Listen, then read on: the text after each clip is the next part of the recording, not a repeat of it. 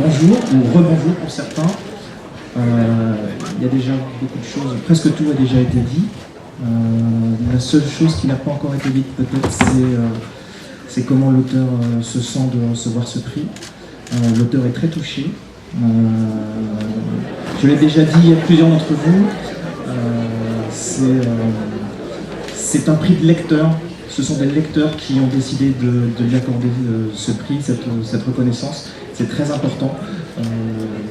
Il y a des prix qui sont des prix de personnes du milieu, mais qui sont de petits collèges, de petits groupes de personnes. Mais là, ce sont 300 lecteurs, au moins, si j'ai bien compris, qui ont décidé de désigner le déchronologue. Et au-delà de l'idée qu'il est désigné, qu'ils l'ont lu, suffisamment, en tout cas, au moins 50%, c'est la démocratie, si j'ai bien compris, pour l'avoir désigné comme étant le lauréat.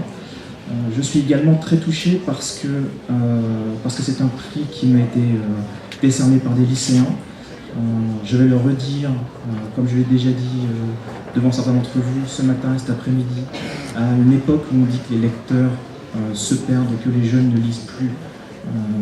Moi, quand j'ai fait le déchronologue, je voulais faire le pari de l'intelligence du lecteur. Je ne voulais pas livrer un texte forcément facile. Mon grand copain Alain Damasio a fait la même chose avec La Horde du Contrevent il y a quelques années. Il avait eu le même prix. Et ça, c'est quelque chose qui, pour moi, est très important. Ne pas sacrifier à la facilité, ça c'est quelque chose qui est dans l'air du temps. Oser proposer des textes parfois un petit peu âpres et réussir quand même à trouver son lectorat.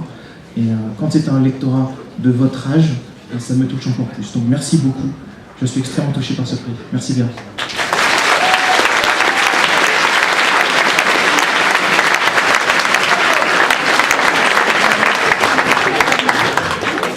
Voilà.